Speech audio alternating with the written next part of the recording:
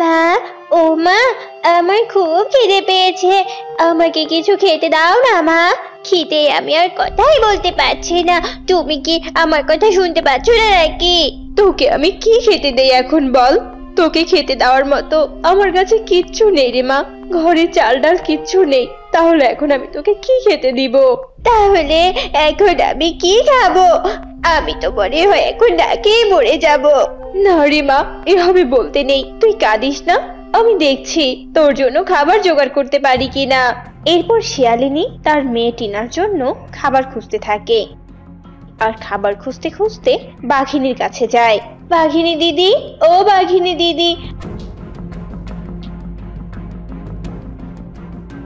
আমাকে কিছু খাবার ধার দিবে গো? আমার মেয়েটার যে বড্ড খিদে পেয়েছে। খাবারের জন্য আমার মেয়েটা অনেক কান্নাকাটি করছে। একটু খাবার ধার দাও, আমি তোমাকে পরে শোধ করে দিব। হ্যাঁ রে শিয়ালিনী, তুই কি এভাবে ধার চাওয়া ছাড়া আর কোনো কথা বলতে পারিস না নাকি? 2 দিন পর পর ধার করে নিয়ে যাস আর বলিস যে ফেরত দিয়ে দিবি। আগের ধারগুলোই তো আগে ফেরত দে, তারপর নতুন করে ধার নিবি। আমি তোমাকে শোধ করে দিব, তুমি দেখো। দাও না গো, আমাকে আজকে একটু খাবার ধার দাও না। শোন, আমাকে দেখে কি তোর দান বাক্স মনে হয় নাকি বলতো?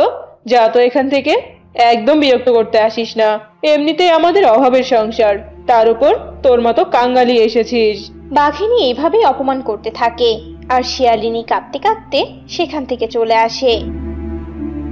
রাস্তায় গাছে থাকা এক টুনি পাখির সাথে দেখা হয়। এই যে শিয়ালিনী দিদি, এভাবে কাঁদতে কাঁদতে কোথায় যাচ্ছ শুনি? তোমাকে এইভাবে কাঁদতে দেখে আমার ভীষণ খারাপ লাগছে গো। আমাকে বলো তো কি হয়েছে? এরপর শিয়ালিনী সব কথা টুনি পাখিকে খুলে বলে। আহারে, তুমি একদম কেঁদো না। শোনো, আমি এই গাছ থেকে 2টো আম ফেলে দিচ্ছি, তুমি বাড়িতে নিয়ে গিয়ে তোমার মেয়ে সহ ভাগ করে খাও, কেমন? এরপর টুনি সেই আম গাছ থেকে আম 2টো ফেলে দেয়, আর শিয়ালিনী তা কুড়িয়ে নেয়। তোমাকে যে কি বলে ধন্যবাদ দিব দিদি, তুমি আজকে আমার অনেক বড় উপকার করলে। সত্যি তুমি অনেক ভালো। শিয়ালিনী টুনিকে ধন্যবাদ দিয়ে চলে যায়, আর বাড়িতে এসে দেখে টিনা তখনও খিদে কাচ্ছে। আর কাঁদিস না রে বা, তুই আর কাঁদিস না। এই দেখ, আমি তোর জন্য খাবার নিয়ে এসেছি।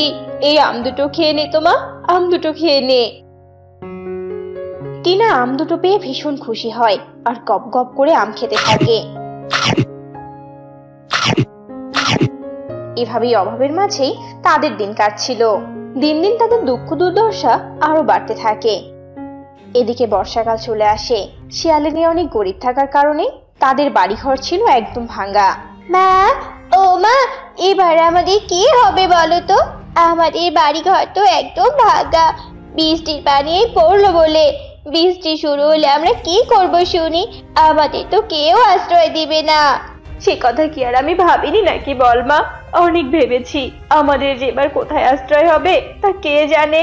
তারা মামে এভাবেই বলতে বলতে তুমুল বেগে বৃষ্টি শুরু হয়ে যায়, আর তাদের ঘরে পানি পড়ে সব ভিজে যেতে থাকে। মা, ও মা, আমি তো ভিজে যাচ্ছি। আমার ভীষণ ঠান্ডা লাগছে। বাবা গো বাবা, পানিগুলো এত ঠান্ডা, মরে যাব। আমি মনে হয় মরে যাবো মা। আমার ভীষণ ঠান্ডা লাগছে। কাঁদিস না মা, কাঁদিস না। আমার এই দিকটায় আয়, এদিকে পানি কম পড়ছে। এদিকে এলে তুই কম ভিজে যাবি। এখানে আয় মা, এখানে আয়, তোর ঠান্ডাও কম লাগবে। মা, ও বা, আমরা কারো বাড়ি থেকে একটু আশ্রয় নিই, বৃষ্টি কমে গেলে আবার ফিরে আসবো। আমার ভীষণ ঠান্ডা লাগছে। তোর কি মনে হয় আমাদের কেউ আশ্রয় দিবে? আমাদের সবাই তাড়িয়ে দিবে রে মা। একটু কষ্ট করে এখানেই থাক। তারা মামে সেখানেই কষ্টে থাকে। এভাবেই প্রায় প্রতিদিন বৃষ্টি হতো, আর তারা মামে বৃষ্টিতে ভিজতো। এভাবেই প্রতিদিন ভিজতে ভিজতে টিনার ভীষণ জ্বর চলে আসে, আর টিনা ভীষণ কাঁদতে থাকে। মা, ও মা, আমি মনে হয় মরে যাব। আমার ভীষণ কষ্ট হচ্ছে, ভীষণ শীত করছে। মা, মা, তুমি আমাকে একটু ধরো বা ধরো, আমার যে ভীষণ শীত করছে।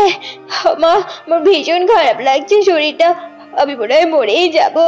কষ্ট পাস না মা, কিচ্ছু হবে না তোর। ওষুধ খাইয়ে দিলে সব ঠিক হয়ে যাবে, তুই আর কষ্ট পাস না। শিয়ালিনী তার অসুস্থ মেয়েকে এভাবেই সান্ত্বনা দিতে থাকে। এর মাঝে আবার তুমুল বেগে বৃষ্টি শুরু হয়, আর তারা আবার বৃষ্টিতে ভিজতে থাকে। হে সৃষ্টিকর্তা, এইভাবে মেয়েটাকে নিয়ে ভিজতে থাকলে তো আজ বড় কোনো ক্ষতি হয়ে যাবে। একই তো জ্বর শরীর, তার উপর আবার বৃষ্টিতে ভিজছে। আমি না হয় বাঘিনী দিদির কাছে যাই, দেখি তাড়িয়ে দিলে দিবে, তবুও তো একটু আশ্রয়টা অনেক কষ্টে নেওয়া যাবে। এরপর শিয়ালিনী বাঘিনীর বাড়িতে তার মেয়েকে নিয়ে যায় আর দরজায় ডাকতে থাকে, বাঘিনী দিদি, ও বাঘিনী দিদি, দরজা খোলো একটু। বাঘিনী দিদি, তুমি কি শুনতে পাচ্ছ? একটু দরজা খোলো না। কি রে, আবার কি নিতে এসেছিস শুনি? কখনো খাবার চাই, কখনো বা এটা ওটা। বাবারে বাবা, তুই আসলেই এখন আমার ভয় লাগে। আবার কি লাগবে নতুন করে বলতো শুনি? আমার মেয়েটার ভীষণ জ্বর, আমাকে একটু আশ্রয় দিবে তোমার বাড়িতে? মেয়েটা বাড়িতে ভিজে যাচ্ছিল, দাও না গো একটু আশ্রয়, দাও না আমাকে। মামা বাড়ির আবদার নিয়ে এসেছিস তাই না? আশ্রয় চাইলি আর আমি তোকে আশ্রয় দিয়ে দিলাম। দাও না গো আশ্রয়, একটু দাও না, নয়তো আবার মেয়েটা যে মরেই যাবে। দাও না একটু আশ্রয়, তুমি যা বলবে আমি তাই করব। আচ্ছা ঠিক আছে, এখন এত হাত জোর করে কান্নাকাটি করতে হবে না। আমার আবার অত কান্নাকাটি পছন্দ না। তবে তোকে আমি আমার ঘরে আশ্রয় দিব এক শর্তে, আমার বাড়ির সব কাজ করে দিতে হবে তোকে। বল, রাজি আছিস? আমি তোমার সব শর্তে রাজি আছি, দিব, আমি তোমাকে সব কাজ করে দিব। এরপর শিয়ালিনী তার অসুস্থ মেয়েকে মেঝেতে শুইয়ে দেয় আর বাঘিনীর বাড়ির সব কাজ করতে থাকে। দেখতে দেখতে সময় কেটে যায়, এদিকে বৃষ্টিও থেমে যায় আর শিয়ালিনীও সব কাজ শেষ করে ফেলে। দিদি, সব কাজ তো শেষ, বৃষ্টিও থেমে গেছে, আমি বরং এখন আমার মেয়েকে নিয়ে চলে যাই। আচ্ছা ঠিক আছে ঠিক আছে, আমার সব কাজ যেহেতু করে দিয়েছিস তাহলেই ঠিক আছে, এখন তো কথা বলতে হবে না, তোর মেয়েকে নিয়ে চলে যা। শিয়ালিনী তার মেয়েকে নিয়ে চলে যায়। এভাবেই আরো দিন কাটতে থাকে। কিন্তু হঠাৎ ঘটে এক অদ্ভুত ঘটনা। দিন দিন জঙ্গল থেকে ছানারা হারিয়ে যেতে থাকে। হায় হায় রে, এ আমার কি সর্বনাশ হয়ে গেল। আমার মেয়েকে আমি কি না কোথাও খুঁজে পাচ্ছি না। আমার মেয়ে। আরে হরিণী দিদি, কি হয়েছে তোমার? এভাবে কাঁদছো কেন? আর তোমার মেয়ের কি হয়েছে? কোথায় গেছে তোমার মেয়ে? জানি না গো দাদা, আমি জানি না কোথায় গেছে। সকাল থেকে আমি মেয়েকে কোথাও খুঁজে পাচ্ছি না। জঙ্গলে নাকি বাচ্চা চড়ে এসেছে শুনেছি, সবার ছানারা নাকি হারিয়ে যাচ্ছে। জানি না আমার ছানা আবার কি হলো। কি বলছো এসব তুমি? কিচ্ছু হবে না তোমার মেয়ের, খুঁজতে থাকো, নিশ্চয়ই পেয়ে যাবে। নেই, কোথাও নেই আমার মেয়ে। হরিণী কাঁদতে কাঁদতে চলে যায়। ঠিক কদিন পর বাঘিনীর মেয়েও হারিয়ে যায়।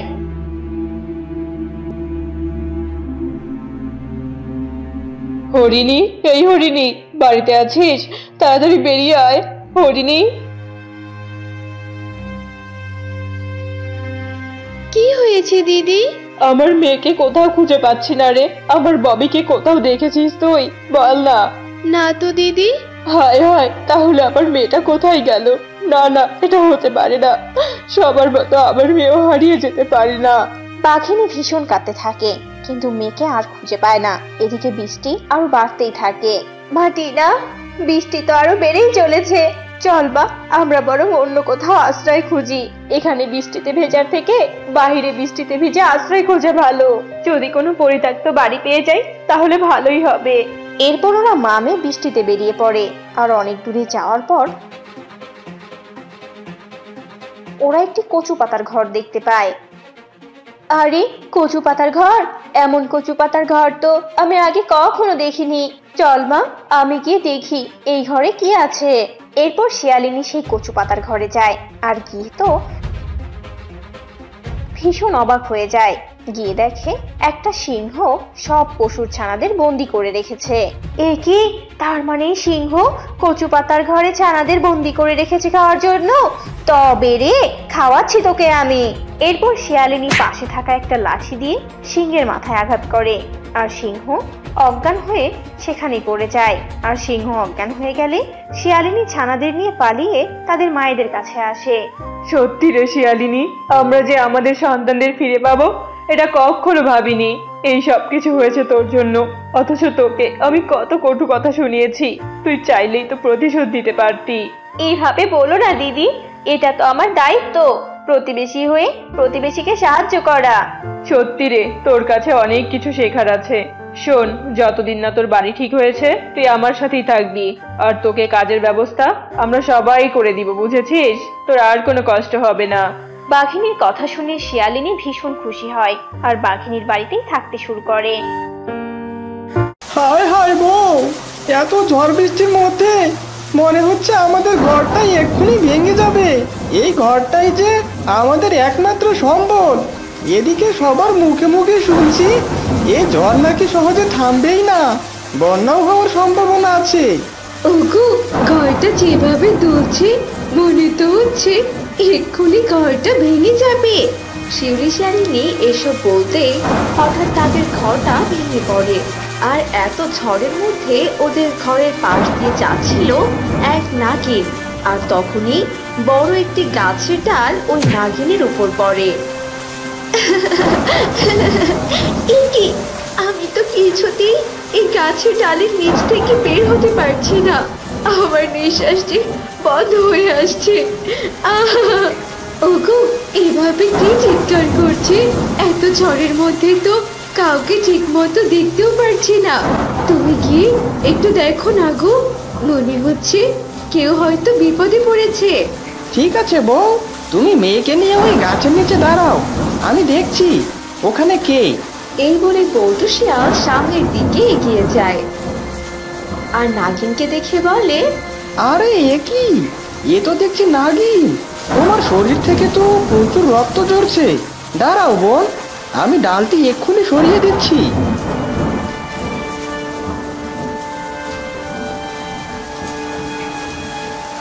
ভাই, আমি যে অনেক শান্তি পেলাম, কিন্তু মনে হচ্ছে আমি আর বেশিক্ষণ বাঁচতে পারবো না। তোমাকে দেখে মনে হচ্ছে তুমি অনেক সৎ একটা পশু, তাই আমি আমার এই মণি তোমাকে দিয়ে যেতে চাই। এই মণি তোমার বিপদে তোমাকে সাহায্য করবে, এটা তুমি নাও ভাই। এই বলে নাগিন সেখানেই মারা যায়।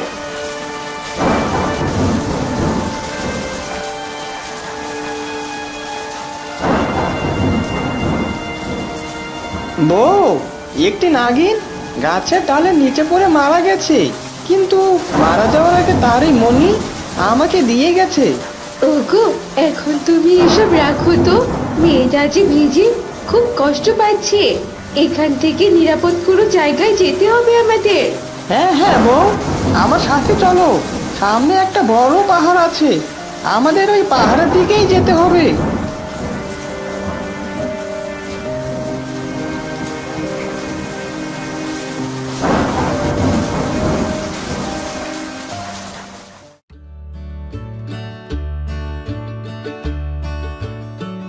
হ্যাঁ গো, এই পাহাড়ে তো আমরা চলে এলাম, কিন্তু এখানে আমরা থাকবো কোথায় গো? এখানে তো বাঁশ পাতা দূরের কথা, একটি ঘাস পর্যন্ত নেই। এই খোলা আকাশের নিচে আমরা কি করে থাকবো? বউ, সত্যিই তো, ছোটবেলা আমার বাবা মা আমাকে কোনো কাজকর্মই শেখায়নি। আমি তো একটা ঘরও বানাতে পারি না। আহারে, আমার মেয়েটা যে শীতে কাঁপছে, কি যে করি বুঝতে পারছি না। তাদের এসব কথা পাহাড়ে থাকা টুনি এবং কবুতর শুনছিল। তখন তারা দুজন বল্টু শিয়ালকে বলতে লাগে, আরে, সে কখন থেকে তোমাদের এসব শুনছি। তোমরা আমাদের দুজনকে বন্ধু ভাবতে পারো, আমরা তোমাদের সাহায্য করব।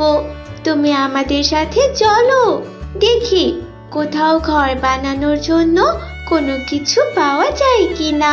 কিন্তু টুনি পাখি, এদেরকে এভাবে একা ফেলে আমি কি করে যাই বলো তো?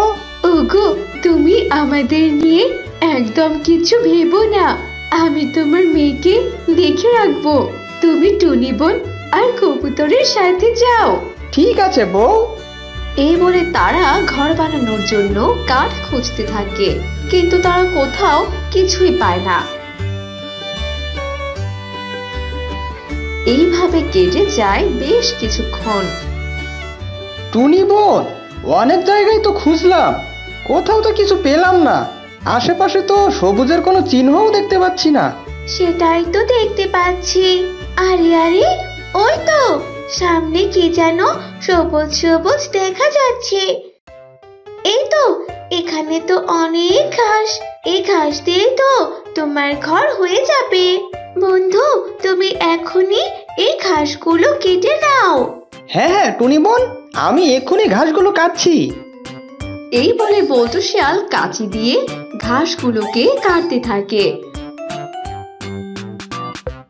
আর বোঝা বেঁধে মাথায় নেয়।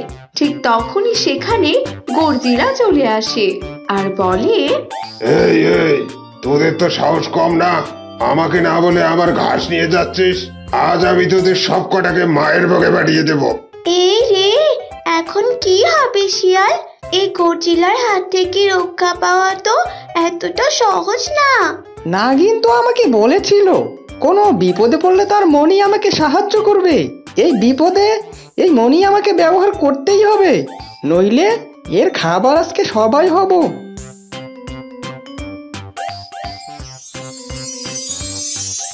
ওরে শয়তানেরা, তোরা আমার এ কি করলি রে?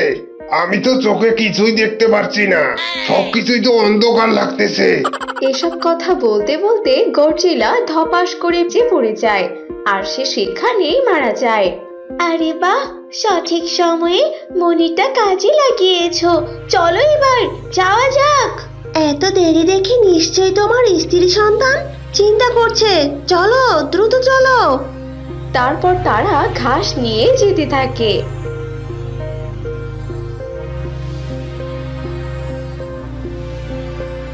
হায় হায় রে, সেই সকালে বেরিয়েছে, এখন তো সন্ধ্যা হতে চললো, এখনো কি না আসছে না? ওদের আবার কোনো বিপদ হলো না তো? হে সৃষ্টিকর্তা, তুমি ওদের সবাইকে হেফাজতে রেখো। মা, ও মা, ওই দেখো বাবা ঘাস মাথায় করে নিয়ে আসছে, আর তুমি কিনা শুধু শুধু চিন্তা করছো। বউ, এই দেখো কত ঘাস নিয়ে এসেছি। টুনি বোন, তাহলে তোমরা ঘর বানানো শুরু করো। হ্যাঁ হ্যাঁ, আমি আর কবুতর মিলে এক্ষুনি তোমাদের জন্য ঘাসের ঘর তৈরি করে দিচ্ছি। এই বলে কবুতর আর টুনি মিলে একটি একটি করে ঘাস নিয়ে একটি সুন্দর বাড়ি বানিয়ে ফেলে। আরে আরে বাহ, ঘাসের বাড়িটা তো অনেক সুন্দর হয়েছে। এখানে আমার একটুও ঠান্ডা লাগছে না। আজ থেকে আমরা সবাই এই ঘাসের বাড়িতেই থাকবো। টুনি আন্টি, তোমরা না থাকলে হয়তো আমরা এই বন্যার পানিতে ভেসে যেতাম। তোমাদের অনেক অনেক ধন্যবাদ। হ্যাঁ হ্যাঁ বোন, মুন্নি তো একদম ঠিক কথাই বলেছে। আজ থেকে তোমরা দুজনও আমাদের সাথে এই ঘাসের বাড়িতেই থাকবে। এই, তোকে না বলছি দিনে একবেলা খাবার খাবি, আর তুই সারাদিনে আমার এভাবে অন্ন ধ্বংস করছিস। বাজার করতে করতে আমার জীবনটাই শেষ। আজ থেকে আমি আর কোনো বাজার করব না। ওগো, তাই বলে তুমি আমাকে এইভাবে মারবে? তোমার সাথে বিয়ে হওয়ার পর থেকে ভালো মন্দ তো দূরের কথা, কোনোদিনও পেট ভরে 3 বেলা খেতে পর্যন্ত পারিনি আমি। আর তোমার মতো ফকিরের সাথে আমি আর সংসারও এখন করতে পারবো না। বউ, তুমি ঠিক কথাই বলছো। আমার মতো ফকিরের সাথে তোমাকে থাকতে হবে না, যে স্বামী কিনা তোমাকে ঠিক মতো খাবারই দিতে পারে না। আর ঠিক তখনই সেখানে বল্টু শিয়াল চলে আসে আর তাদের ঝগড়া দেখে বলতে থাকে, আরে আরে বিল্লু, তুই এভাবে তোর বউয়ের সাথে কেন ঝগড়া করছিস? কি হয়েছে আমাকে বলো দেখি। তোমাদের এমন দৃশ্য আমি তো দেখতে পাচ্ছি না। এরপর বিল্লু শিয়াল বল্টু শিয়ালকে সমস্ত কথা খুলে বলে। ও, এই ব্যাপার। আচ্ছা, তোকে আর বসে থাকতে হবে না, তুই এখন থেকে ব্যবসা শুরু করবি। আর তার জন্য আমি তোকে কিছু টাকা দিচ্ছি। এই নেই, এই টাকাটা দিয়ে তুই ব্যবসা শুরু কর। শোন, বউয়ের সাথে আর কখনো ঝগড়া করবি না। এই বলে বল্টু শিয়াল সেখান থেকে চলে যায়। ওগো, তুমি এখনই এই টাকা দিয়ে একটা ব্যবসা শুরু করো। এই টাকা কোনো বাজে কাজে ব্যবহার করো না গো। কিছুক্ষণ পর, ওগো আজ তোমার জন্য আমি অনেক ধরনের খাবার রান্না করেছি। এই দেখো, টেবিলে সব সাজানো রয়েছে। তোমার যেটা পছন্দ হয় তুমি সেটাই খেতে পারো। আরে বাহ বউ, তোমার তো আজকাল বেশ উন্নতি হয়েছে। খাবারের ঘ্রাণটাই তো মনে হচ্ছে আজ খাবারগুলো অনেক সুস্বাদু হবে। বউ পেয়েছি মনের মতো। হয়েছে হয়েছে, আর মোলাপাপ না দিলেও চলবে তোমার।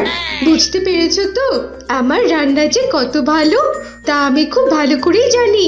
এবার তুমি খেয়ে নাও তো দেখি। তোমার খাওয়া শেষ হলে আমি বাকি কাজগুলো করা শুরু করব। আরে বউ, তুমি একদম ভেবো না, আজ আমি সব খাবার খেয়ে ফেলবো। আর তখনই সেখানে একটি ছোট্ট মেয়ে আসে আর কাঁদতে কাঁদতে বলে, আঙ্কেল আঙ্কেল, আমাকে কিছু খেতে দেবেন? আমি যে খেতে চলে আর হাঁটতে পারছি না। মনে হচ্ছে আমি বুঝি এক্ষুনি মরে যাব। আমার সৎমা আমাকে বাড়ি থেকে তাড়িয়ে দিয়েছে। আহারে মা, তুই আমার কাছে আয়। এতটুকু একটা বাচ্চার উপর কোনো মা কি এভাবে অত্যাচার করতে পারে? সত্যি এই পৃথিবীটা বড় নিষ্ঠুর। মারে, তুই আমার কাছে আয়, এখানে বস। কিন্তু আঙ্কেল, আমি তো আপনার সাথে বসতে পারবো না।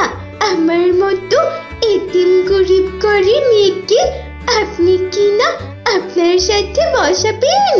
আরে আরে মামুনি, তুই তো আমার মেয়ের মতোই। আর আজ থেকে তুই আমার মেয়ে হয়ে এই বাড়িতে থাকবি। তোর সৎ মায়ের কাছে তোকে আর যেতে হবে না। বউ, আমার মেয়েকে তুমি তোমার নিজ হাতে খাইয়ে দাও। খা মা, খা। সত্যি আমি আমার মাকে হারিয়ে নতুন মা পেয়েছি। আর বাবা, তুমি তো আমার জান। এইভাবে কেটে যায় বেশ কিছুদিন। হায় হায়, এ কি সর্বনাশ হলো আমার। আমার ঘরে তো আগুন লেগে গেছে। কে কোথায় আছো? আগুন আগুন, আমার ঘরে যে সব পুড়ে গেল।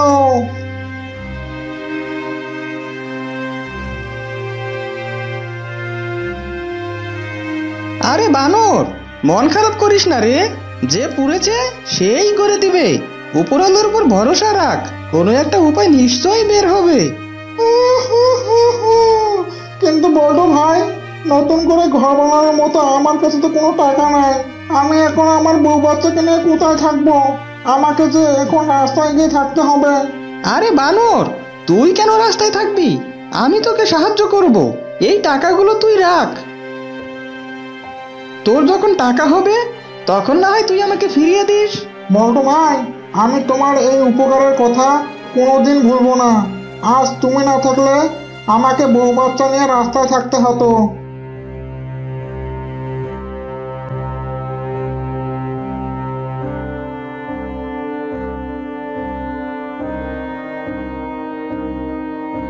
ওগো, তুমি কোথায় গিয়েছিলে গো? মেয়েটার গায়ে যে ভীষণ জ্বর এসেছে। আমি সেই কখন থেকে কপালে জল পড়তে দিয়েছি, কিন্তু দেখো না, কিছুতেই যে ওর জ্বর কমছে না। তুমি তাড়াতাড়ি গিয়ে ডাক্তারকে নিয়ে এসো গো। বউ, আমি এক্ষুনি ডাক্তার আনতে যাচ্ছি, তুমি মেয়ের পাশেই থেকো। এই বলে বল্টু শিয়াল ডাক্তারকে ডেকে নিয়ে আসে।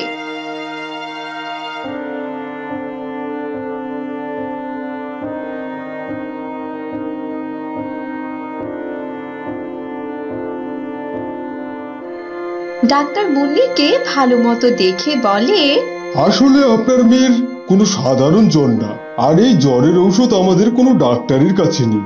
ওকে নিয়ে যত তাড়াতাড়ি পারেন শহরে নিয়ে যান, নইলে ওকে আর বাঁচাতে পারবেন না। তাহলে আমি আসি। এই বলে ডাক্তার সেখান থেকে চলে যায়। আর শিউরি বলতে থাকে, ওগো, এখন কি করবে গো? তুমি তো ঘরে কোনো টাকাই জমিয়ে রাখো না। যা রোজগার করো সবই তো বনের অসহায় গরিবদের বিলিয়ে দাও। এখন এখন মেয়ের চিকিৎসা করার জন্য এতগুলো টাকা তুমি কোথায় পাবে? বউ, তুমি এত কেন ভাবছো? আমি যাদের এতদিন সাহায্য করেছি তারা আজ নিশ্চয়ই আমাকে এই বিপদের সময় সাহায্য করবে। তুমি এখানেই থেকো বউ, আমি যাচ্ছি।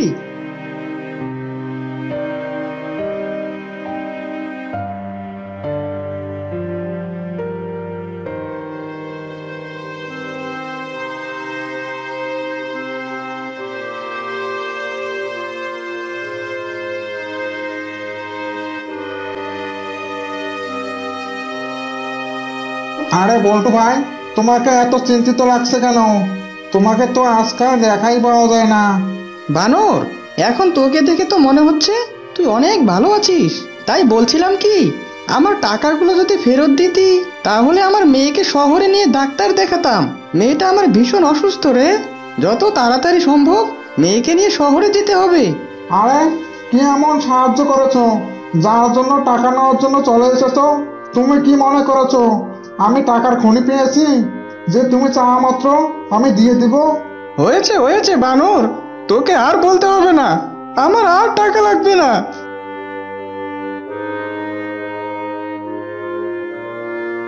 সত্যি অভাবে পড়লে বোঝা যায় কে আপন আর কে পর। আমার শেষ সম্বল বাড়িটা বিক্রি করে আমি আমার মেয়ের চিকিৎসা করাবো।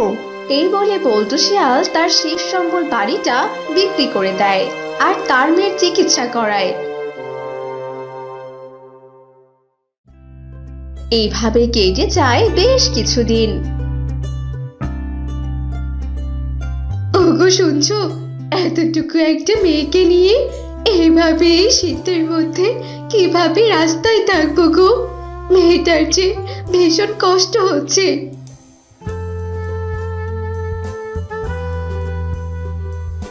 তোদেরকে আর রাস্তায় থাকতে হবে না রে, আমার একটি বাঁশের ঘর আছে। আজ থেকে তোরা আমার ওই বাঁশের ঘরেই থাকবি। সত্যি বুড়িমা, তুমি আমাদের অনেক বড় উপকার করলে। তারপর থেকে বল্টু শিয়াল তার বউ বাচ্চাকে নিয়ে বুড়িমার দেওয়া সে বাঁশের ঘরেই থাকতে লাগে।